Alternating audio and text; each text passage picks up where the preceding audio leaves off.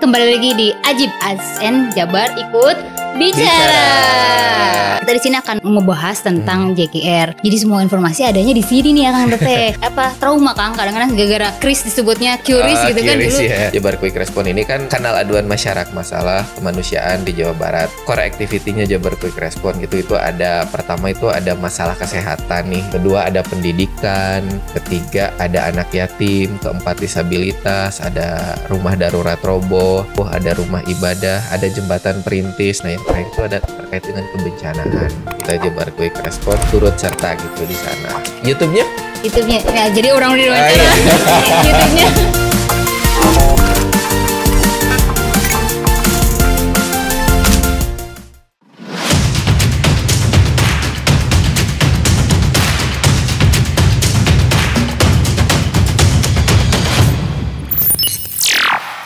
Assalamualaikum Akang Teteh, kembali lagi di Ajib ASN Jabar ikut bicara.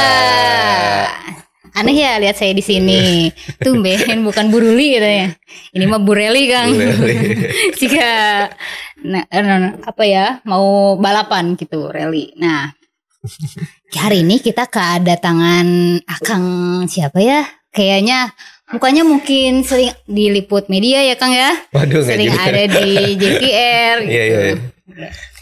Akang Teteh, perkenalkan nama saya Farisa Ulfa. Di sini saya dari BKD. Saya magang di sini jadi host. Mantap sekali. Saya merasa tersanjung. Kita kedatangan Kang Aditya Sanggaputra, manajer media dari JKR atau Jabar Quick Response. Oke. Kang Adit nih, kita di sini akan membahas tentang JKR. Karena kan gak semua orang tahu, tapi sebenarnya beritanya banyak banget nih JKR. Kalau ada bencana JKR. Oke. Nanti kita akan membahas lebih banyak tentang Kang Adit. Sosok Kang Adit, di mana dia ada orang di balik layar, kenapa bisa ngeblas banget nih JKR ini, banyak banget pemberitaannya. Nah, terus kita selain itu kita juga akan berbicara tentang pengalaman-pengalaman yang berkesan selama di JKR. Kemudian seperti apa sih rencana JKR berikutnya gitu. Oke. Kita mulai aja Kang ya? Boleh. Oke. Silakan. Kang Adit, mangga.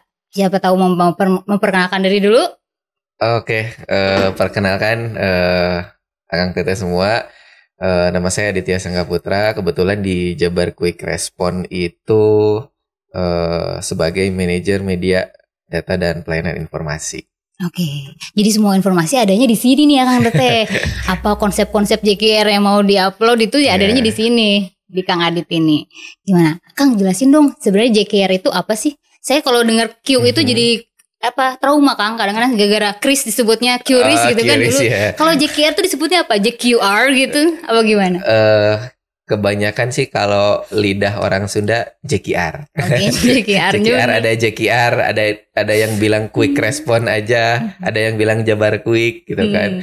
Bahkan sering kali beberapa teman-teman dapat pengalaman ketika ada survei ke lapangan, melakukan penjangkauan, menyelesaikan aduan masyarakat. Orang-orang ketika ngedengar kata Jabar Quick Response, Kang, tim survei, gitu. Ya, jadi disangkanya kita bukan dari bagian dari pemerintahan karena ada quick-nya gitu. Betul, kan disangkanya kayak lembaga survei kan. Padahal memang Jabar Quick Response ini kan sebetulnya adalah kanal aduan masyarakat yang khusus menangani masalah-masalah kemanusiaan di Jawa Barat.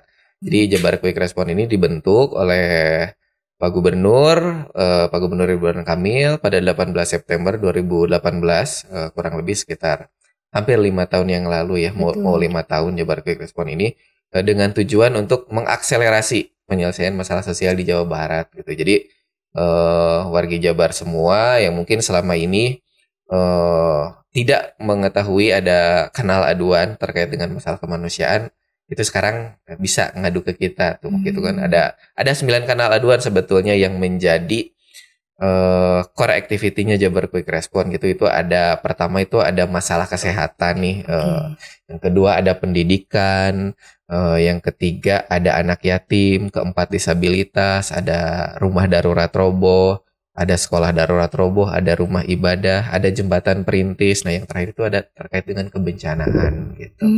Jadi luas sekali ternyata ya apa yang dikerjain sama JKR ini. Cukup banyak sebetulnya. Tapi memang semuanya yang beririsan dengan masalah-masalah sosial biasanya di Jabar Quick Response gitu. Oke, sebenarnya siapa sih Kang yang tergabung di JKR ini? Nah, kebetulan Jabar Quick Response ini memang bisa dibilang program yang sangat inklusif ya, terbuka gitu kan.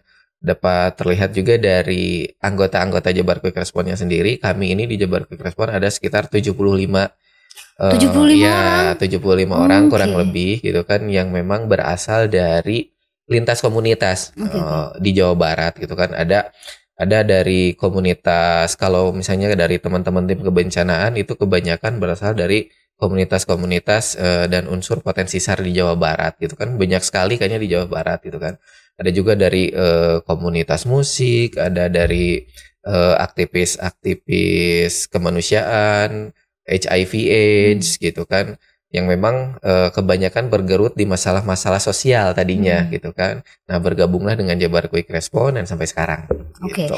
Jadi awalnya emang 75 orang itu berasal dari tiap-tiap komunitas yang kemudian bergabung dan akhirnya direkrut oleh Pak Gubernur gitu. Tapi JKR sendiri ada open recruitment-nya nggak secara terbuka kayak misalnya program-program yang lain kayak kemarin Ajudan Milenial kan dia terbuka gitu. Iya, betul. Nah, itu biasanya yang menyelenggarakan Diskominfo sih. Jadi memang ada seleksi gitu kan dari Diskominfo sendiri ya, seperti rekrutan pada umumnya lah ya gitu kan. Ada rekrutmen, ada proses administrasi. Nah, itu yang biasanya kita juga dari setiap anggota Jabar Quick Response turut serta gitu di sana. Gitu. Waduh, luas sekali ya Kang. Seperti ya, apa? Seperti kisah cinta. Itu. Waduh. Itu siapa? Kisah cinta siapa nih? Ini kan kemanusiaan. Masa tidak dengan cinta kan? Oh iya, betul sekali. Terus ini Kang, kalau misalnya dari 75 orang itu kan sebenarnya agak susah ya kalau kemanusiaan karena tidak semua orang peka terhadap isu-isu kemanusiaan nih Kang. Dari 75 orang itu emang teman-teman itu semuanya pada peka gitu terhadap isu-isu kemanusiaan. Nah, ini yang memang menjadi menarik bagaimana kultur kerjanya Jabar Quick Response ya. Kita tuh udah kayak kalau bisa dibilang secara sistem kerja udah kayak NGO gitu ya. Maksudnya walaupun kita plat merah ya di pemerintahan gitu kan. Seringkali kalau misalnya memang ada teman-teman baru ya, teman-teman rekrutan baru di Jabar Quick Response, itu kita mewajibkan untuk ikut serta dalam penjangkauan kepada masyarakat. Nah, penjangkauan ini kita menyebutnya sih mungkin seperti kita datang ke masyarakat, menyelesaikan aduan masyarakat, melihat kondisi masyarakat Jawa Barat gitu kan, terutama kelompok-kelompok rentan. Nah, yang dimaksud dengan kelompok-kelompok rentan ini kalau di Jawa Barat adalah warga-warga yang memang kurang beruntung, tidak mampu gitu kan. Nah, ini yang memang menjadi fokusnya kita untuk menyalurkan bantuan. Nah, biasanya teman-teman yang baru ini kita libatkan di sana gitu kan. Walaupun memang kan divisi di kita tuh banyak, ada 5 gitu ya. Ada divisi operasional, ada divisi administrasi dan keuangan, ada media yang yang saya ada di sana gitu kan. Ada juga bagian sumber daya manusianya gitu. Nah, tapi semua dari divisi itu wajib untuk ikut serta ke lapangan. Betul, gitu. Supaya terasah ya Kang empatinya. Supaya terasah empatinya, supaya mengetahui juga problem dan masalah sosial di Jawa Barat itu seperti apa gitu. Sehingga mereka itu bisa relate dengan apa yang mereka kerjakan gitu. Jadi tidak hanya mengurusi masalah-masalah administrasi di bawah meja saja gitu kan, di belakang meja saja gitu. Tapi juga mereka turun ke lapangan, melihat situasi dan kondisi, sehingga diharapkan terbangun sisi humanismenya gitu kan, sisi empatinya gitu. Kurang lebih sih kalau di Jabar Quick Response itu kita tidak pernah menganggap bahwa saya ini orang media, saya hanya mengurusi masalah media saja misalnya gitu. Saya orang administrasi, saya mengurusi administrasi saja gitu. Tapi semuanya harus diwajibkan untuk mengetahui bagaimana sih situasi dan kondisi masalah sosial di Jawa Barat gitu. Iya. Jadi emang 70-an pegawai itu semuanya memang peka dan bisa turun ke lapangan ya Kang, karena memang permasalahan di Jawa Barat ini teman-teman banyak banget ya. Banyak gitu. Sekali benar. gitu. Oke. Terus Kang, kalau misalnya JKR ini memang timnya itu anak-anak muda semua. Mayoritas anak muda. Ada, Mayoritas anak muda, tapi juga yang senior ada gitu. Maksudnya kayak seperti beberapa teman-teman tim ahli di kebencanaan kan ada juga yang memang sudah cukup berpengalaman gitu kan. Oke, benar-benar Kang. Yang selama di JKR kumaha ngelihat ya bentak ya Kang ya, akhirnya ngeliat Jabar kayak gimana gitu. Ya, setelah saya masuk Jabar Quick Response udah sekitar 4 tahunan lah ya. Ya banyak melihat realita sosial di Jawa Barat gitu kan. Masih banyak ternyata warga di Jawa Barat kemarin itu kan, kalau dari data BPS tahun 2022 itu kalau saya tidak salah itu ada sekitar 4% warga Jawa Barat yang termasuk kategori miskin, dan itu yang menjadi warga yang harus kita bantu kan gitu. Makanya 4% itu kan sekitar 6 jutaan lah ya dari puluhan juta warga Jawa Barat. Nah, 6 juta warga Jawa Barat yang harus kita bantu gitu kan. Nah, kalau misalnya kita melihat 6 juta warga Jawa Barat yang harus kita bantu, kalau hanya oleh Jabar Quick Response sendiri yang 75 orang, kan tidak memungkinkan kan. Kagero sebenarnya. Kagero gitu ya.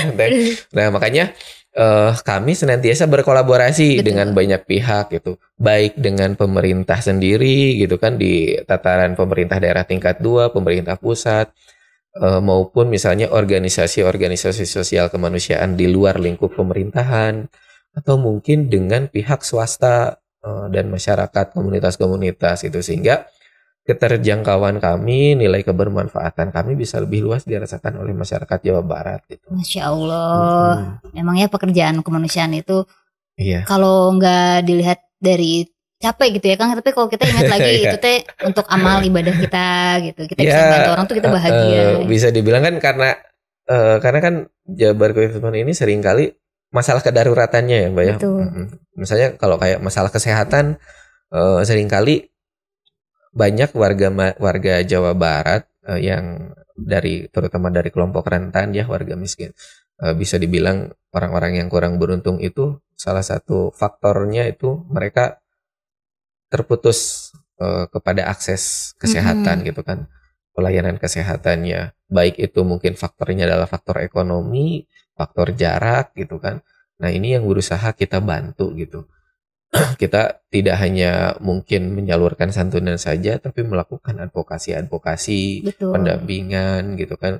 Nah, karena seringkali warga masyarakat ini yang butuh bantuan kita tuh tidak tahu harus kemana, tidak tahu harus ngapain gitu kan, gimana caranya mengakses pelayanan kesehatan, gimana caranya mengakses program-program kesehatan yang mungkin diluncurkan oleh pemerintah, yang sedang dijalankan oleh pemerintah. Nah, di sanalah kami hadir gitu kan. Kami juga menghubungkan dengan beberapa institusi-institusi yang mungkin memang ada leading sektornya gitu kan. Nah, banyak masyarakat yang sebetulnya tidak tahu gitu. Nah ini yang coba kami bantu akselerasi penyelesaian aduannya gitu. Kurang lebih kalau untuk masalah kesehatan sih itu. Sisanya yang 8 kanal lagi masih banyak juga. Gitu. Dan semuanya memang harus menguasai gitu ya di 8 itu. Gak cuma informasi kesehatan, tapi juga soal informasi-informasi yang lain. Dari teman-teman JKR harus tahu gitu ya. Kang, kalau apa sih yang bedanya JKR sama, kan kita tahu ya BPBD itu sebenarnya bencana juga ya. JKR sama BPBD, terus kemudian sama Basarnas. Itu naon bedana? Sebetulnya bedanya kami sih lebih kepada positioning kami di lapangan kayak gitu kan. Mungkin kalau dengan BPBD memang sama-sama mengurusi masalah kebencanaan. Nah, tapi kan mungkin BPBD juga terbatas dengan kewenangan dan administrasi gitu kan. Nah, Jabar Quick Response sendiri, taruhlah kalau misalnya konteksnya kebencanaan, biasanya kami ini core activity-nya itu adalah sebagai penghubung relawan-relawan kebencanaan yang turut serta dalam operasi-operasi tanggap darurat di lokasi bencana gitu kan. Nah, selama ini mungkin BPBD mengurusi soal masalah logistiknya, administrasinya gitu kan. Atau mungkin dengan Basarnas dia mengurusi soal evakuasinya. Nah, Jabar Quick Response ini sebetulnya mengisi celah-celah kosong itu gitu kan. Misalnya seperti kan ketika terjadi operasi tanggap darurat itu biasanya puluhan relawan dan potensi SAR itu biasanya datang ke lokasi bencana gitu kan. mencoba untuk membantu warga-warga kita yang memang terdampak gitu kan. Nah, posisi Jabar Quick Response itu seringkali ada mengorganisir teman-teman relawan di sana iya gitu betul. kan. Karena sering-sering bantuan tuh tiba-tiba gitu kan, tapi nggak di lapangan ngordinir gitu apa. Seringkali bantuan-bantuan itu kan sporadis, Mbak. Betul. Nah, kita kan memahami kondisi psikologis warga Jawa Barat mah yang saling silih tulungan gitu ya. Nah, cuma seringkali kan ketika bantuan-bantuan datang itu tidak terorganisir dengan baik. Nah, Jabar Quick Response di sinilah yang mencoba untuk mengorganisir itu gitu kan, membuat sistem manajemen logistiknya seperti apa gitu kan, membuat sistem-sistem pendataan seperti misalnya terjadi di Cianjur kemarin gitu kan. Nah, di Cianjur itu kita mendirikan pos logistik untuk mempermudah masyarakat atau misalnya organisasi-organisasi, perusahaan-perusahaan yang memang ingin menyalurkan bantuan kepada warga Cianjur gitu kan. Nah, memang di sanalah peran kami untuk mengorganisir itu gitu kan. Juga beberapa relawan-relawan yang datang dari berbagai wilayah gitu kan, tidak hanya di Jawa Barat pada saat di Cianjur itu kan, bahkan ada dari teman-teman Unisi itu dari Jogja gitu kan. Ada yang dari ada yang dari Jakarta juga gitu kan. Nah, biasanya kami mengkoordinasikan gitu kan. Nah, kan biasanya ke lapangan mereka tanya, Kang, kira-kira wilayah mana nih yang belum tersentuh bantuan misalnya. Betul. Nah, kita punya data, kita petakan gitu. Nah, Mbak, silahkan misalnya ini datanya wilayah ini ada beberapa warga masyarakat yang membutuhkan bantuan. Kami juga menyediakan opsi teh misalnya. Apakah Mbak akan menyalurkan sendiri atau misalnya kita bantu untuk salurkan gitu. Jadi memang sifatnya Jabar Quick Response ini dengan sifat inklusivitasnya gitu kan sangat terbuka dengan berbagai macam kolaborasi, kami fleksibel gitu kan.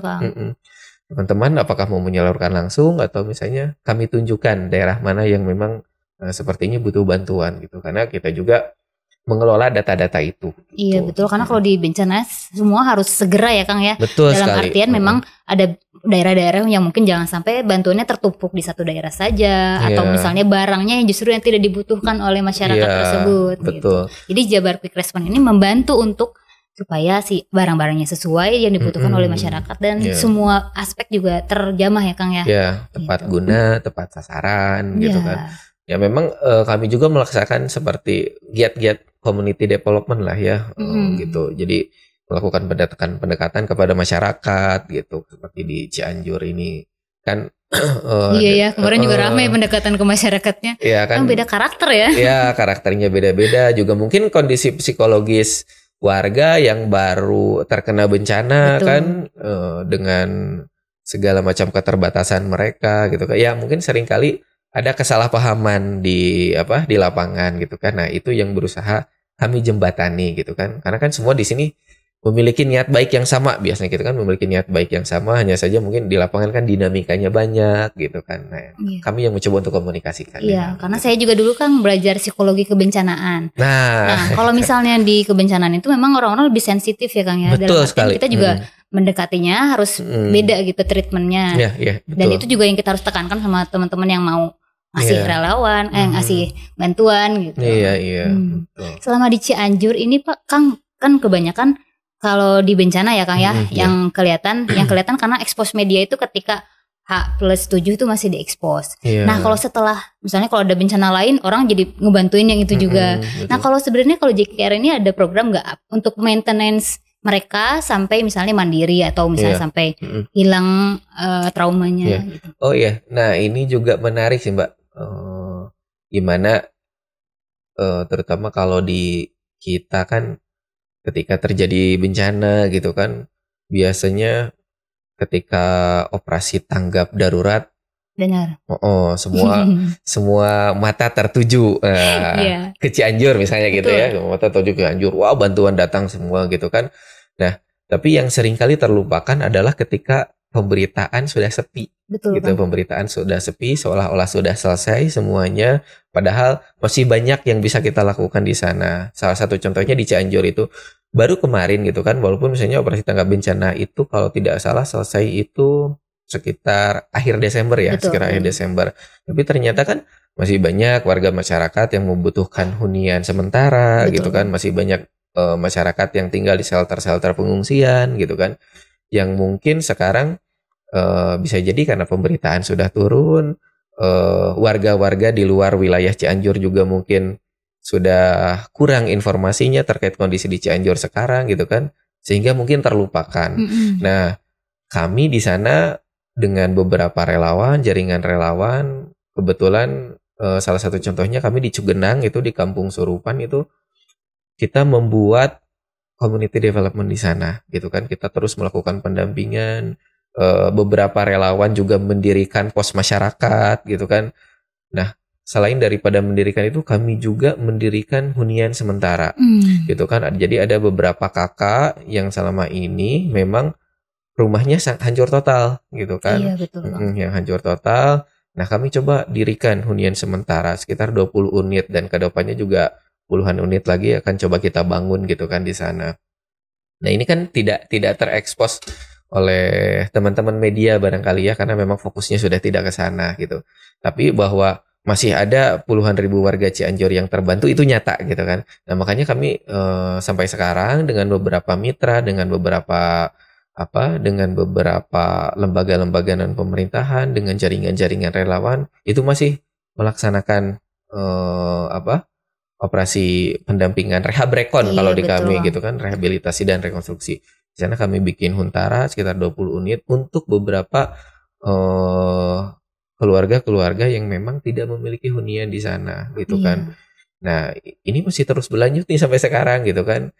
MCK juga kita bangun gitu kan. Nah kan kalau misalnya kita ngomongin soal pengungsian gitu kan, semakin lama orang-orang warga yang terdampak tinggal di tenda pengungsian tentu psikologisnya juga kan harus dibangun gitu kan. Belum juga kita harus memperhatikan sanitasinya agar sehat gitu jangan kan. Sampai jadi kena penyakit ya kan, karena jangan tinggal sampai bareng kena penyakit gitu kan, tinggal bareng segala macam, logistiknya seperti apa.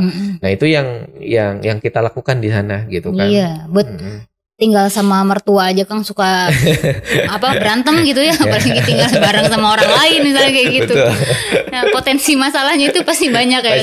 Pasti ada gitu. Nah, kalau misalnya di Cianjur sendiri ada cerita-cerita yang tidak terlupakan nggak Kang selama turun di sana? Iya, 1 bulan lebih ya kita dari Jabar Quick Response, dan mungkin dengan teman-teman OPD yang lain kan diperintahkan oleh Bapak Gubernur kan, masih ada ya. Tentu ceritanya banyak sih gitu kan. Ada yang sedih ya gitu kan, yang kocak iya. Nah, gitu coba kan. yang kocak dulu deh. Kalau yang sedih kayaknya terlalu banyak di media kan.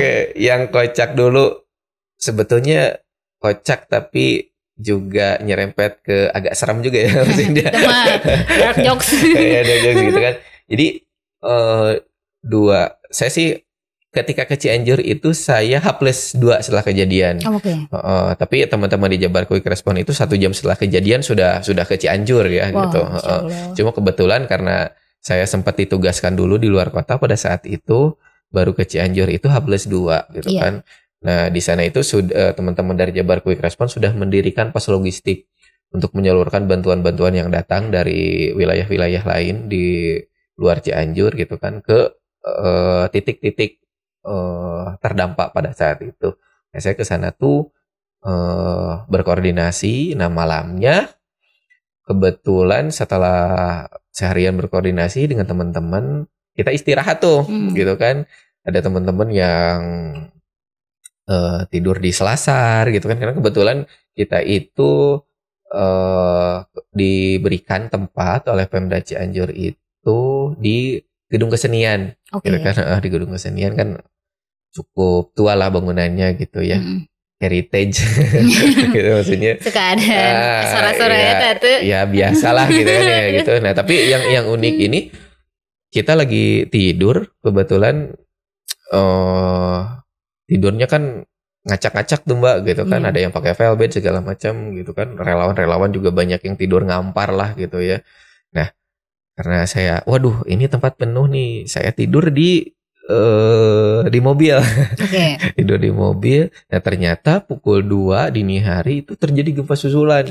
Itu kan terjadi gempa susulan, teman-teman panik, ada yang langsung bergegas gitu ya, semua pada langsung mode on siaga gitu kan, pas tidur langsung wah paburisat lah pokoknya gitu ya, langsung keluar gedung. saya antang aja di mobil. Karena nggak kerasa suspensi empuk Mbak. Di mobil gitu kan. Tiba-tiba saya kebangunnya ketika ngedengar riuh di luar kan gitu.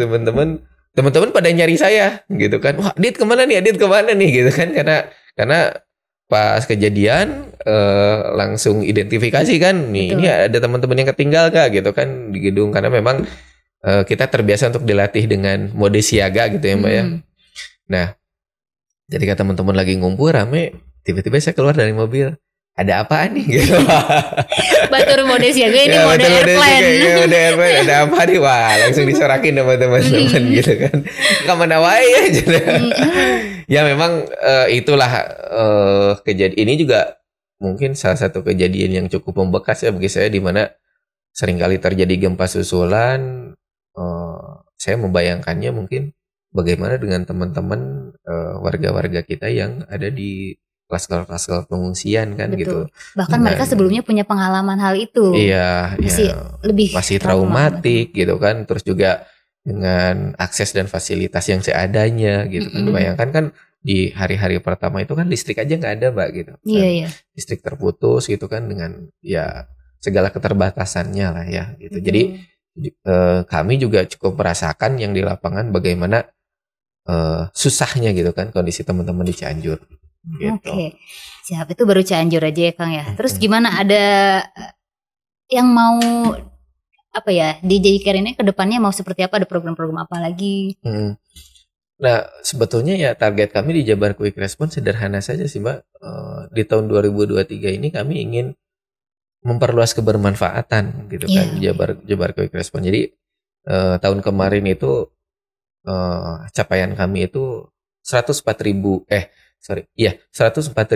warga Jawa Barat itu sudah merasakan kebermanfaatan program di Jabar Quick Response gitu kan.